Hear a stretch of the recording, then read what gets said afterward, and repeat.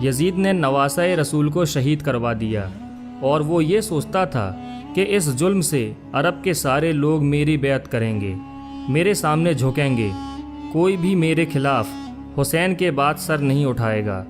لیکن جب رسول اللہ کی بیٹیاں قید ہو کے کوفہ اور شام کے بازاروں سے گزری تو ان کے خطبے سنتے سنتے لوگوں کے مردہ ضمیر جاگنے لگے، اور یوں یزید کے خلاف بغاوت پیدا ہو گئی۔ ہر کوئی یہی سوچنے لگا کہ اسلام اللہ کا دین ہے اور محمد مصطفیٰ صلی اللہ علیہ وسلم اللہ کے رسول ہیں۔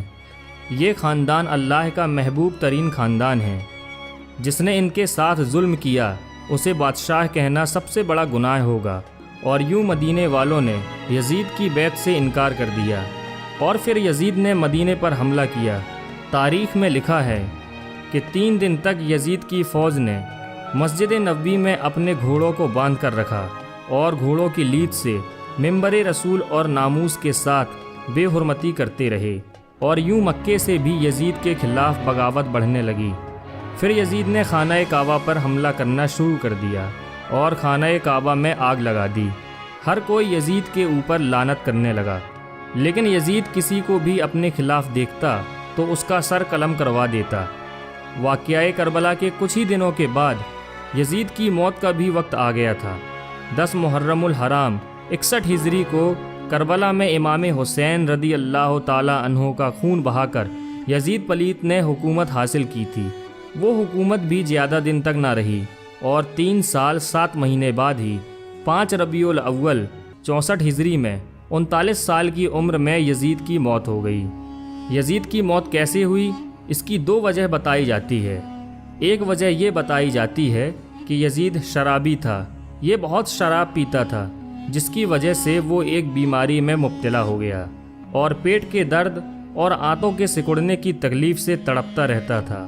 یعنی جس طرح مچھلی پانی کے لیے تڑپتی ہے، یزید بھی اسی طرح تڑپتا رہتا۔ موت کے کچھ دن پہلے یزید کی آنتیں سڑ گئیں اور اس میں کیڑے پڑ گئے۔ وہاں کے حکیم پریشان ہونے لگے تھے کہ یہ کیسی بدترین بیماری ہے کہ تمہارا پیٹ اندر سے ختم ہو رہا ہے، جل رہا ہے۔ یزید تکلیف کی شدت سے چیختا تھا۔ پانی کا قطرہ حلق سے نیچے اترنے کے بعد کانٹے کی طرح چبھنے لگتا تھا۔ اس تکلیف سے وہ اپنا سر پیٹتا رہتا تھا۔ اس کے محل کے لوگ یزید کو اس حالت میں دیکھ کر یہی کہتے تھے کہ یہ عذاب حسین ابن علی کو پیاسا رکھنے کی بدولت ہے۔ عجیب قہر الہی کی مار تھی، پانی کے بغیر بھی تڑپتا تھا اور پانی پی کر بھی چیختا تھا۔ یزید کو جب اپنی موت کا اندیشہ ہونے لگا تو اس نے اپنے بیٹے معاویہ بن یزید کو مرجے بستر پر بلایا اور سلطنت کے بارے میں کچھ کہنا ہی چاہا تھا کہ بے ساختہ بیٹے کے منہ سے چیخ نکلی اور باپ کی پیشکش کو ٹھکرا دیا کہ جس تاج و تخت پر آل رسول کے خون کے دھبے ہیں، میں اسے ہرگز قبول نہیں کر سکتا۔ خدا اس منحوس سلطنت کی وراثت سے مجھے ہمیشہ محروم رکھے، جس کی بنیاد نواسۂ رسول کے خون پر رکھی گئی ہے۔ یزید اپنے بیٹے کے منہ سے یہ الفاظ سن کر تڑپ گیا اور شدت و رنج و غم میں ڈوبا رہا۔ معاویہ یزید پلیت کا بیٹا تھا، مگر نیک و صالح تھا اور باپ کے برے کاموں سے نفرت کرتا تھا۔ موت سے کچھ ہی دن پہلے یزید کی آنتیں سڑ گئیں اور اس میں کیڑے پڑ گئے۔ یزید سے اتنی گندی بدبو آتی تھی کہ کوئی بھی اس کے پاس نہیں جاتا تھا۔ یزید کو بہت قیمتی اور کئی قسم کے عطر بھی لگائے جاتے تھے، پھر بھی اس سے بدبو نہیں جاتی تھی۔ اگر کوئی حکیم بھی اس کے پاس آتا تو وہ بھی اپنی ناک اور منہ باندھ کر آتا۔ یزید کا پیٹ کیڑوں کا غذا بنتا جا رہا تھا، تکلیف کی شدت سے چیختا تھا۔ پانی کا قطرہ حلق سے نیچے اترنے کے بعد کانٹوں کی طرح چبھنے لگتا تھا۔ عجیب قہر الہی کی مار تھی کہ پانی کے بغیر بھی تڑپتا تھا اور پانی پا کر بھی چیختا تھا۔ آخر میں اسی درد کی شدت سے تڑپ تڑپ کر اس کی جان نکل گئی۔ اس کی لاش میں ایسی بھیانک بدبو آنے لگی تھی کہ اس کے قریب جانا مشکل ہو گیا تھا۔ جیسے تیسے اس کی لاش کو سپرد خاک کیا گیا۔ یزید کی موت کی ایک یہ بھی وجہ بتائی جاتی ہے کہ یزید کو شیروں کے شکار کا بہت شوق تھا۔ ایک مرتبہ یزید جب شکار کرنے کے لیے جنگل گیا تب اس کی نظر ایک عیسائی لڑکی کے اوپر پڑ گئی۔ وہ لڑکی بہت خوبصورت تھی۔ یزید اس لڑکی کا عاشق ہو گیا۔ یزید دوسرے دن بھی وہیں گیا اور تیسرے دن بھی وہیں گیا۔ اسی طرح اس نے اس کے مقام تک رسائی حاصل کر لی۔